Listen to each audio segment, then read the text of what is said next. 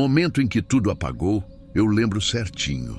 Tava todo mundo quieto, a maioria dormindo, e de repente o avião ficou escuro. Mas escuro de verdade, não aquele breu controlado de voo noturno. Foi como se alguém tivesse puxado o plugue da tomada do céu. O barulho das turbinas continuava, o que foi a única coisa que me fez não gritar na hora.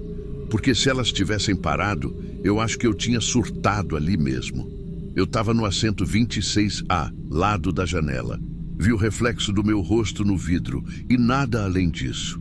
Nem uma luz do lado de fora, nem o rastro da asa, nada. Só o som do ar cortando. Uns segundos depois, começou aquele barulho de gente levantando o celular para iluminar o corredor. Era tipo um pisca-pisca fraco, um monte de luzes tremendo.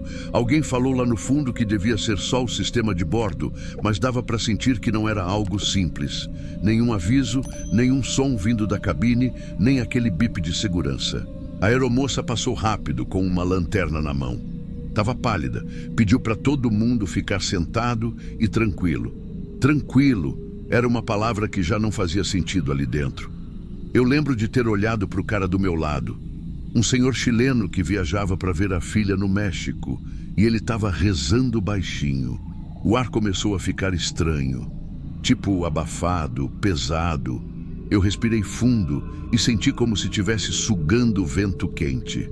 O sistema de ventilação devia ter parado junto. Depois de um tempo, os celulares começaram a apagar, um por um. Primeiro o da moça da frente, depois o do casal do outro lado. Parecia até de propósito, sabe? Como se tivesse uma sequência. A minha tela apagou quando ainda marcava 28% de bateria. De repente, ficou tudo escuro de novo, nenhum ponto de luz. A única coisa que dava para ouvir era o barulho da gente respirando e das turbinas lá fora. Eu não sei quanto tempo passou até acender a luz vermelha da emergência. Ela ficava bem no meio do corredor, piscando devagar, tipo batimento de coração. Iluminava o rosto das pessoas por alguns segundos e depois sumia. E foi aí que começou a parte mais estranha. Na primeira piscada, estava todo mundo do mesmo jeito. Na segunda, juro, parecia que alguém tinha mudado de lugar. Eu olhei para o corredor e vi uma mala que antes estava em cima, agora no chão. Na terceira piscada, a mala já estava mais para frente. Eu achei que era impressão, claro. A mente tentando entender o escuro. Mas quando a luz piscava de novo, eu notava coisa diferente. Gente que antes estava de pé, agora sentada. Criança que estava chorando, sumia o som. A aeromoça voltou correndo, tentando abrir a portinhola do telefone interno. Parecia que nada funcionava. Ela falava com o comandante, mas ele não respondia. Foi aí que alguém gritou. Lá no fundo. Não um grito de pânico, mas de susto. O cara dizia que a poltrona do lado dele estava vazia, que a mulher que estava ali tinha sumido. Só que ninguém viu ela levantar nem passar. Algumas pessoas começaram a rezar. Outras tentavam filmar, mas as câmeras nem ligavam mais. Nem lanterna, nada. Era como se o avião tivesse sugando energia. Eu me lembro de olhar para o painel lá na frente, por entre as cortinas. Tinha uma claridade azul fraca, o reflexo dos instrumentos do comandante. Mas do nada, aquilo apagou também. Foi quando senti o avião balançar, mas não era turbulência. Era uma oscilação leve, tipo se ele estivesse descendo e subindo, sem mudar o som das turbinas. A luz vermelha piscava mais devagar agora. Cada vez que ela acendia, eu olhava para os assentos da frente e parecia que tinham se movido. Tipo, o espaço entre eles mudava. Um corredor que antes era reto, agora parecia meio torto. O senhor do meu lado apertava o terço com tanta força que os dedos tremiam. Eu não consegui falar nada. Só fiquei olhando para o painel lá na frente e esperando alguém dizer que era um teste, um erro, qualquer coisa. Nada. A sensação era que a gente estava perdido no ar, sem direção. O piloto não falava, o rádio não funcionava. E aquela luz piscando era a única coisa que lembrava que ainda existia energia ali. Quando ela apagava, vinha um silêncio diferente. Não era falta de som, Era tipo uma pausa no tempo. Dava para sentir o corpo pesado, o ar parado e uma confusão na cabeça, como se faltasse oxigênio. Eu perdi a noção de tempo ali. Podiam ter sido 10 minutos ou 1 hora. Eu só sei que, depois de um desses apagões, alguém disse que viu o reflexo de gente em pé entre as fileiras. Mas quando a luz voltou, não tinha ninguém. Eu lembro de ter fechado os olhos por uns segundos, só para tentar respirar devagar. O ar estava tão quente que parecia que a gente estava dentro de um forno. A pressão dentro da cabine dava uma sensação de entupimento nos ouvidos e ninguém falava mais nada. Era como se todo mundo tivesse desistido de tentar entender. A luz vermelha piscava num intervalo mais longo agora, tipo demorando para voltar. Quando ela acendia, dava para ver o corredor meio torto, as poltronas um pouco viradas e um monte de gente de cabeça baixa. Teve uma hora que ela piscou e eu vi uma coisa que até hoje eu não sei explicar direito. Uma sombra grande parada bem no meio do corredor. Só que quando piscou de novo, não tinha nada. Um homem que estava umas 4 fileiras à frente começou a levantar, falando que ia até a cabine. Mas a aeromoça bloqueou o caminho, disse que o comandante estava tentando restabelecer o sistema e que ninguém podia ir lá. A voz dela tremia e dava para ver que ela mesma já estava perdendo a calma. A luz piscou de novo. Dessa vez, o homem que tinha levantado não estava mais no mesmo lugar. O banco dele estava vazio. Eu vi. Eu juro que vi. Só que ninguém parecia querer comentar. Era como se admitir isso fosse pior do que fingir que estava tudo bem. Teve uma mulher que desmaiou logo depois. 2 passageiros tentaram ajudar, abanando ela com uma revista, mas estava tudo abafado, sem circulação de ar. A aeromoça tentava abrir o compartimento de primeiros socorros, mas o fecho parecia travado. E de repente, a luz apagou de novo. Só que dessa vez demorou mais para voltar, muito mais. Eu comecei a contar os segundos tentando manter a cabeça ocupada. Acho que cheguei no número 27 quando ela acendeu de novo. Nesse intervalo, não dava para ouvir nada. Nem choro, nem barulho de poltrona, nem respiração. Era um silêncio morto. Quando a luz acendeu, tinham 2 assentos vazios a mais. Eu olhei em volta, tentando ver se alguém tinha mudado de lugar, mas ninguém se mexia. O senhor chileno do meu lado ainda estava com o terço, mas agora ele olhava para o chão, como se estivesse tentando não ver o que estava acontecendo. A aeromoça se abaixou e começou a chorar. Um outro funcionário veio de trás e falou com ela bem baixo, mas deu para ouvir uma frase: eles não estão respondendo. Ele estava falando da cabine. A gente começou a ouvir um bip muito baixo vindo do fundo. Parecia um rádio tentando ligar e desligar sozinho. A luz vermelha piscava junto, como se tivesse sincronizado. Um passageiro mais atrás começou a rir, tipo riso nervoso, e depois pediu desculpa. Ninguém julgou, porque dava vontade mesmo de rir de desespero. Foi aí que o avião balançou de novo, mas diferente, como se o vento tivesse batendo de baixo para cima. Eu olhei pela janela, mas só vi o reflexo do corredor piscando. Teve um momento que a luz apagou e não voltou mais. Dessa vez, não piscou, não deu sinal nenhum. Ficou tudo completamente preto. Eu só lembro de ter segurado o apoio da poltrona e pensado que era ali que eu ia morrer. Senti uma pressão forte no peito, o ouvido estalando e depois um tipo de zumbido longo, como se alguém tivesse ligado um gerador dentro da cabeça da gente. Acordei com o avião já em estabilidade e uma claridade meio azul vindo da frente. As luzes tinham voltado. O som do ar-condicionado, o painel, as telas, tudo como antes. A aeromoça passou de novo, pálida, mas tentando sorrir. Disse que tinha sido uma falha temporária no sistema elétrico, que já estava resolvido. Só que não fazia sentido, porque o relógio do meu celular marcava um horário adiantado, quase 20 minutos a mais do que o tempo que eu tinha contado. O senhor do meu lado olhou para os assentos da frente e ficou mudo. A fileira 12 estava vazia. 3 lugares. E eu lembrava que tinha gente ali, um casal e uma menina. Tinham embarcado juntos em Santiago, eu vi quando entraram. A aeromoça percebeu que a gente estava olhando e desviou o olhar. Ninguém falou nada até o pouso. Quando o avião tocou o chão, o comandante deu aquele discurso padrão, agradecendo pela paciência, pedindo desculpas pelo incidente técnico. A voz dele soava normal, mas parecia gravada. Tinha um atraso de segundos entre o que ele falava e o som no alto-falante. O desembarque foi o mais silencioso que eu já vi. Ninguém reclamou, ninguém se levantou antes da hora. Parecia um velório. Lá dentro do aeroporto, eu ainda tremia. Uma funcionária da companhia pediu para a gente aguardar porque iam fazer uma checagem de manifesto. Foi quando anunciaram que 3 nomes não haviam sido localizados entre os passageiros desembarcados. Alguém perguntou se eles tinham ficado presos no banheiro, mas as portas estavam todas abertas. Nenhum sinal de bagagem, nenhum assento rebatido, nada.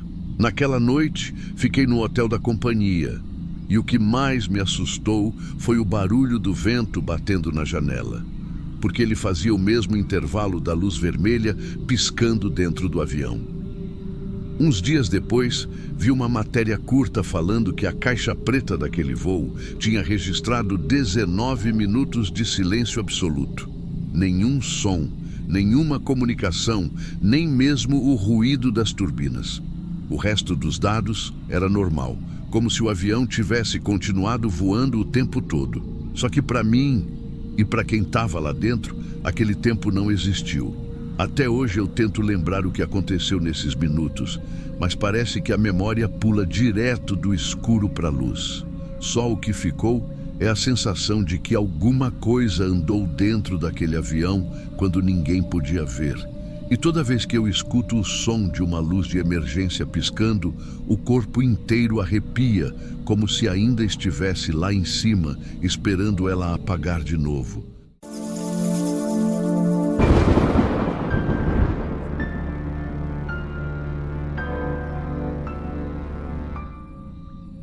Eu comecei a passar mal antes de perceber que tinha algo errado com o avião.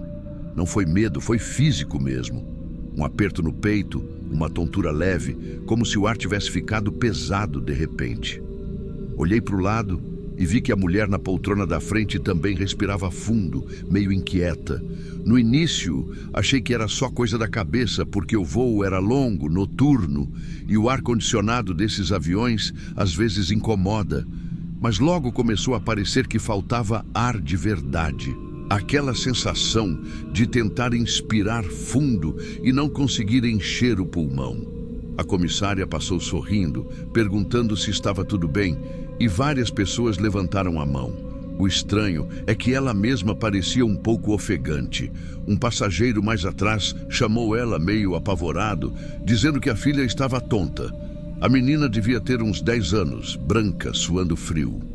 Foi aí que o clima dentro da cabine mudou. O barulho das turbinas continuava o mesmo, mas a conversa parou. Todo mundo começou a se olhar tentando entender.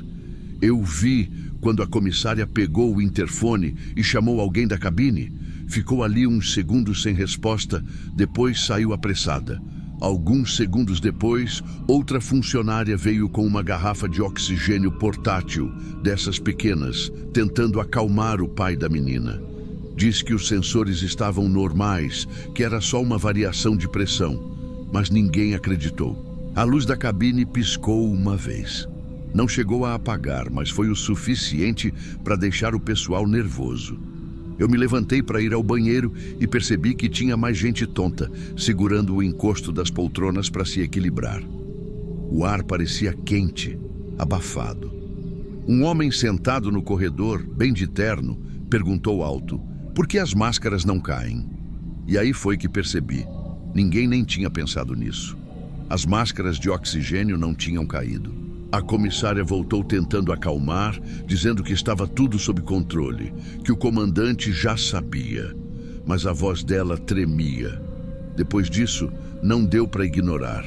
Uma mulher começou a chorar. Um bebê soluçava sem fôlego e eu vi um rapaz tentando abrir a saída de ar acima do banco com força. Ele dizia que não saía vento nenhum. A pressão nos ouvidos começou a incomodar de um jeito estranho, como se o avião tivesse subido demais, mas sem nenhum aviso sonoro. O capitão não falava no interfone e as comissárias iam e vinham, cochichando entre si. O barulho do motor era contínuo, mas o ar estava quase irrespirável. Um senhor mais velho se levantou, dizendo que era engenheiro aeronáutico aposentado, que podia ajudar se deixassem. Ele foi até o fundo, conversou rápido com uma das comissárias e sumiu para a parte de trás do avião. A sensação era de pânico contido. Ninguém gritava, mas todo mundo sabia que tinha algo errado. E cada minuto, sem o comandante falar, tornava tudo pior. Quando o engenheiro voltou, o rosto dele estava vermelho e ele segurava uma ferramenta pequena, dessas de manutenção. Ele falou baixo com a comissária e deu para ouvir só um pedaço. As válvulas estão travadas. Foi a primeira vez que eu realmente pensei que a gente podia morrer ali dentro. Quando ele falou aquilo, as válvulas estão travadas. O pessoal mais perto ouviu e começou a se levantar. A comissária pediu calma, mas não tinha mais como disfarçar. O ar dentro do avião estava ruim demais. Eu sentia o corpo pesado, os ouvidos zumbindo e as pessoas andando torto pelo corredor, tentando respirar melhor. O engenheiro foi até a frente, pedindo para falar direto com o comandante. Uma das comissárias deixou ele passar. Quando a porta da cabine se abriu, deu para ver o copiloto com o rosto suado, mexendo desesperado em uns botões. A porta fechou de novo e ninguém explicou nada. Alguns minutos depois, a voz do comandante saiu no alto-falante, mas entrecortada, cheia de ruído. Ele dizia que estavam tendo falhas na comunicação com o controle aéreo e que fariam uma descida de segurança. Mas o jeito que ele falava parecia cansado, rouco, quase sem ar também. A luz principal apagou de vez. Ficou só aquela luz fraca azul no corredor e o barulho das turbinas. Uma mulher desmaiou perto de mim e um rapaz tentou abaná-la com uma revista. O bebê lá da frente não chorava mais. Só ficava com a boca aberta, tentando respirar. Ninguém gritava, mas o medo era visível. Teve um momento em que o avião começou a descer e o som do motor mudou. Um alívio rápido, porque parecia que estavam fazendo alguma coisa. Só que junto veio um estalo forte e o avião deu uma chacoalhada que fez cair mala do bagageiro. O engenheiro voltou para o corredor falando com o pessoal que as válvulas do sistema de oxigênio tinham sido travadas por erro de manutenção, que ele conseguiu soltar uma, mas o fluxo ainda estava bloqueado. Eu lembro dele falando que o sistema de emergência devia ter sido testado com o avião parado e que alguém esqueceu de destravar. O comandante tentou estabilizar, mas dava para sentir que o avião ainda perdia altitude devagar. Um barulho diferente começou, tipo um apito agudo vindo da frente, e o ar ficou um pouco mais fresco, como se tivessem conseguido liberar só parte do sistema. As máscaras caíram de repente. Todo mundo puxou ao mesmo tempo. Algumas não funcionavam, mas a minha sim. Foi o primeiro momento de alívio de verdade. A respiração voltou ao normal em questão de segundos, e as comissárias começaram a checar quem ainda estava desacordado. O comandante avisou que fariam um pouso de emergência nas Ilhas Canárias. Era madrugada e o pessoal ficou em silêncio absoluto. Só se ouvia o som do avião descendo e o choro baixo de algumas pessoas. Quando as rodas tocaram o chão, ninguém aplaudiu. Não era um pouso feliz. As luzes piscavam, o ar continuava estranho e tinha gente desmaiada em várias fileiras. Os bombeiros subiram assim que o avião parou, mandando todo mundo permanecer sentado até eles liberarem.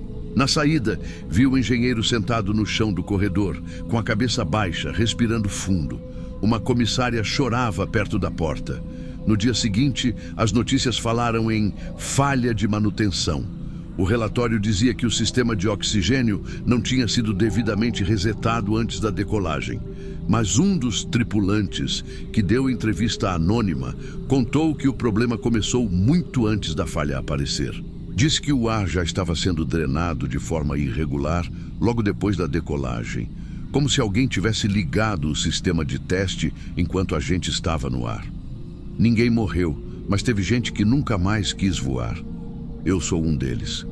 Até hoje, quando ouço o barulho de turbina, sinto o mesmo aperto no peito daquela noite e lembro do engenheiro repetindo baixinho antes de descerem: isso não era para ter acontecido com o avião cheio.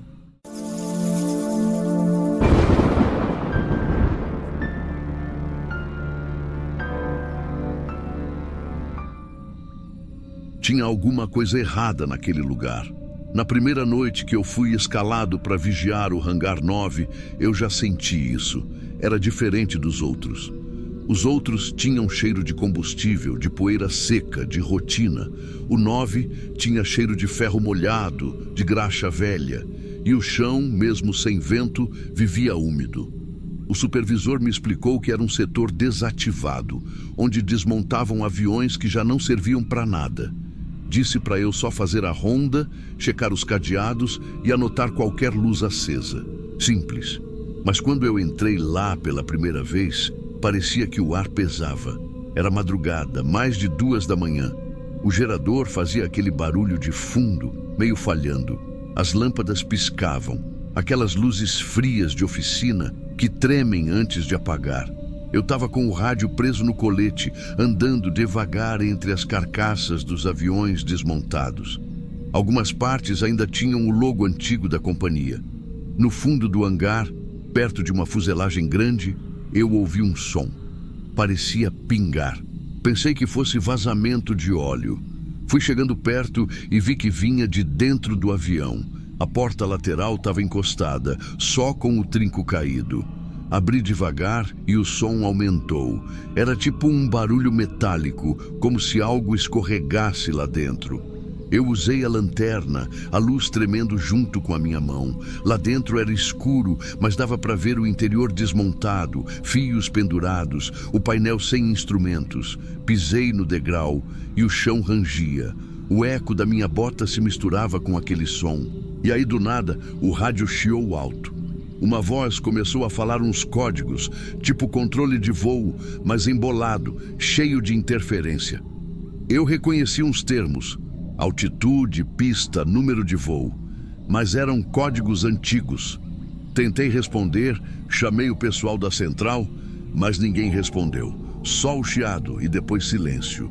Saí do avião meio sem entender. Fui direto para o painel de energia para ver se tinha alguma oscilação. Quando cheguei lá, o disjuntor principal estava girado para cima, na posição de ligado, e o gerador, que eu tinha ouvido engasgar antes, agora estava funcionando liso, como se fosse novo. Tentei desligar. A chave girou, mas sozinha para a posição contrária. Aquilo me fez gelar. O ventilador no canto começou a rodar mesmo sem vento. As pás giravam devagar e a poeira levantava. O barulho do motor, lá fora, parecia mais forte. Olhei para o relógio. Quase 3. Voltei para a fuselagem e quando apontei a lanterna para o chão, vi que as ferramentas que eu tinha deixado perto da escada estavam deslocadas. Elas vibravam de leve. Pareciam se mover sozinhas. Ali, eu comecei a ficar nervoso. E não era só por medo. Era por não entender o que estava acontecendo. Apaguei a lanterna por um segundo para ver se a vibração vinha de algum tremor. Mas quando acendi de novo, vi umas marcas no interior do avião. Eram marcas de mão, sujas de graxa, impressas por dentro das chapas de metal, do lado de dentro. Fiquei olhando aquilo por um tempo. Tentei achar alguma explicação. Podia ser resquício de quem desmontou, alguém que se apoiou ali. Mas tinham dedos demais. E estavam em ângulos diferentes, como se alguém tivesse se debatendo lá dentro. O som da turbina voltou. Só que o avião não tinha turbina. Era um casco velho, sem energia, sem nada. Fiquei parado tentando ouvir de onde vinha. E aí percebi que o som não vinha do motor, vinha de dentro. Respiração. Era uma respiração curta, irregular, abafada. Eu encostei o ouvido na fuselagem e senti o metal quente, mesmo com o frio que fazia. Na hora eu pensei em sair, largar tudo e ir embora. Mas o medo de deixar algo pegando fogo, algum curto, foi maior. Entrei. Lá dentro, a luz da lanterna pegou numa coisa entre os painéis. Uma forma encolhida, contorcida, com o tecido de um uniforme antigo, grudado na pele seca. Parei de respirar. E foi aí que eu vi os olhos. Eles abriram devagar, no meio daquela rigidez toda, e não piscavam. A luz piscou junto com o gerador. Tudo apagou. Fiquei ali, no escuro total, ouvindo o barulho do meu próprio coração. Quando a luz voltou, não tinha mais nada. Só o chão sujo de graxa e aquele cheiro forte que parecia de metal queimado. Saí correndo do hangar, sem nem olhar para trás. Na manhã seguinte, o supervisor me chamou. Disse que tinham achado tudo normal. O gerador, intacto. E o avião que estava desmontado, agora estava com o motor de volta, acoplado como se nunca tivesse sido retirado. Eu não falei nada. Só pedi para nunca mais me escalarem para o hangar 9. Dias depois, o mesmo supervisor me mostrou uma coisa. No painel do avião, alguém tinha escrito em graxa grossa: "Ainda há pressão na cabine." Depois daquela noite, eu tentei esquecer. Só que o corpo não esquece. Toda vez que eu fechava os olhos, eu ouvia aquele barulho metálico, como se o metal respirasse. Fiquei uns 3 dias sem dormir direito. A empresa trocou meu turno, mas o hangar 9 continuava lá, e ninguém parecia notar nada estranho. Até que um colega, o Marcelo, foi escalado para cobrir meu antigo horário.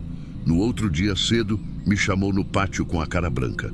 Disse que o rádio dele ficou com ruído a madrugada inteira e que ouviu alguém chamando o número do voo que estava escrito na lateral do avião velho. Um voo que, segundo ele, nunca existiu nos registros do aeroporto. Eu não consegui esconder o nervosismo. Perguntei se ele chegou a entrar lá dentro. Ele balançou a cabeça e respondeu que não, mas que a porta estava aberta e o ar lá dentro parecia quente, pesado, mesmo com o frio que fazia do lado de fora. Fiquei em silêncio. Ele perguntou o que eu tinha visto. Eu menti, disse que nada. Na semana seguinte mandaram o pessoal da manutenção fazer uma inspeção. Ficaram lá por horas. Quando saíram disseram que estava tudo certo, só que tinham notado uma coisa estranha. O painel do avião estava limpo, como se alguém tivesse passado um pano, mas uma marca reaparecia toda vez que eles tentavam tirar a frase em graxa: "Ainda há pressão na cabine." Depois disso, ninguém quis mais fazer ronda no hangar 9 sozinho. A área foi lacrada, mas às vezes, de madrugada, quem trabalha nos hangares vizinhos diz que ainda ouve o som da turbina ligando e desligando. E quando o vento vem do norte, o cheiro de graxa queimada volta junto. É sempre o mesmo, como se aquele avião ainda estivesse tentando decolar.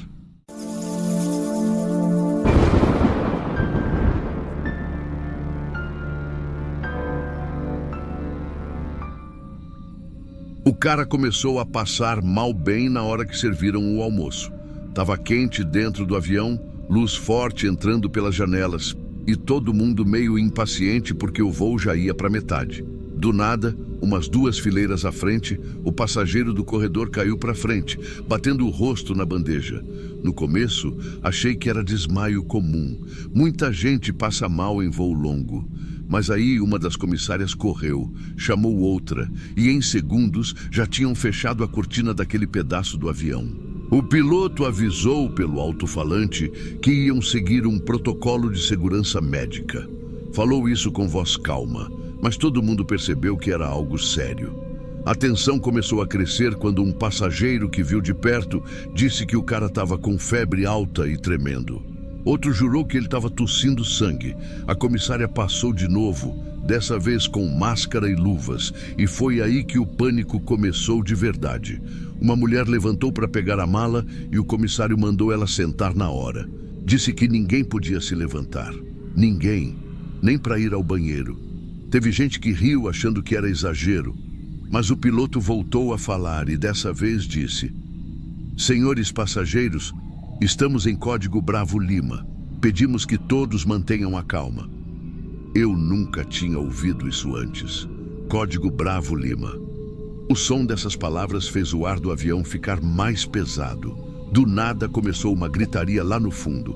Um cara dizia que era vírus, outro que era bioterrorismo. Uma mulher começou a chorar, dizendo que tinha uma criança e precisava sair dali. As comissárias tentavam controlar, mas não dava. Eram quase 200 pessoas presas no ar, achando que podiam estar respirando a mesma coisa que tinha derrubado o passageiro. Um grupo improvisou máscaras com lenço e camiseta. Um rapaz amarrou o cinto de segurança mais forte e fechou os olhos, rezando. Um outro tentou filmar e foi repreendido. Eu lembro da sensação de olhar em volta e ver todo mundo desconfiando de todo mundo. Se alguém tossia, viravam o rosto. Se alguém espirrava, mudavam de lugar. E o pior é que ninguém explicava nada. A gente via a equipe de bordo cochichando, os olhos preocupados, e isso só deixava tudo mais tenso. O som dos motores, que sempre foi meio reconfortante, começou a parecer mais alto. E o ar, parecia que o ar tinha sumido. As pessoas começaram a suar, não sei se era calor ou desespero. Um passageiro mais velho desmaiou também. E quando tentaram ajudar, ninguém quis encostar. Uma mulher no assento ao meu lado começou a rezar alto, e o marido mandava ela calar a boca. Mas a voz dela só aumentava. Eu juro que nunca vi medo coletivo daquele jeito. Teve uma hora que o piloto anunciou que a equipe médica em solo já estava sendo acionada. E aí todo mundo entendeu. A gente não ia descer normal. O voo durou mais umas 3 horas. 3 horas em que ninguém comeu, ninguém levantou, ninguém falou direito.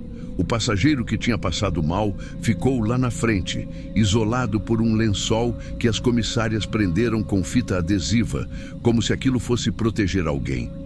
Quando o avião começou a descer, deu para ouvir o choro das crianças e uns murmúrios de graças a Deus. Mas ninguém comemorou. Parecia que a gente estava indo para o isolamento, para a quarentena, para a morte. Quando as rodas tocaram o chão, ninguém bateu palma, ninguém falou nada. O avião parou longe do terminal, no meio da pista.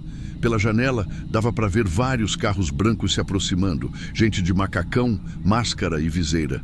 Parecia cena de filme. As comissárias mandaram todo mundo ficar sentado. Ninguém podia pegar o celular, ninguém podia levantar. O piloto falou que a porta só ia abrir quando as autoridades autorizassem. Ninguém sabia o que estava acontecendo de verdade. Aí começaram os boatos. Um cara no corredor disse que o passageiro tinha morrido. Outro que a tripulação estava escondendo que era um vírus novo.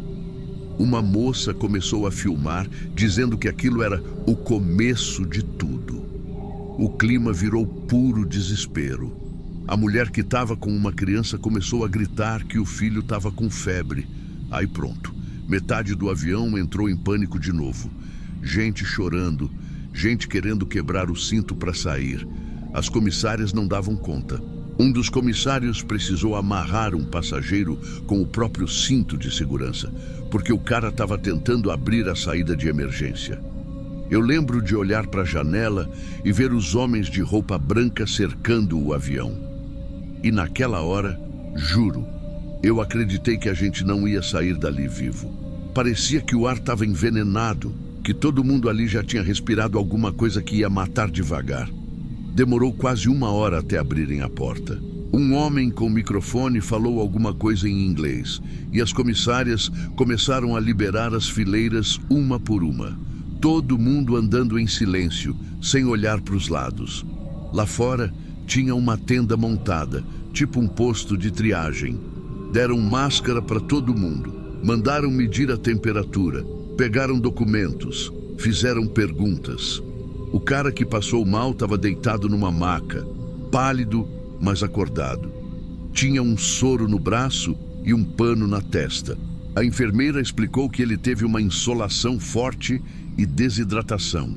Só isso, nenhum vírus, nenhuma contaminação.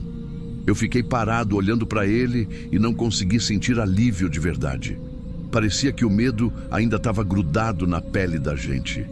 Uns riam, meio nervosos. Outros ainda choravam, tremendo. Quando finalmente liberaram para ir embora, o clima no saguão era de velório.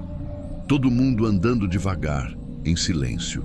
Parecia que a gente tinha saído de um acidente, mesmo sem nada ter acontecido de fato. Mais tarde, quando entrei no táxi, o motorista perguntou por que o desembarque tinha demorado tanto. Eu só consegui dizer, porque por 3 horas todo mundo achou que estava respirando a própria morte. E foi exatamente isso. 3 horas que nunca mais saíram da minha cabeça.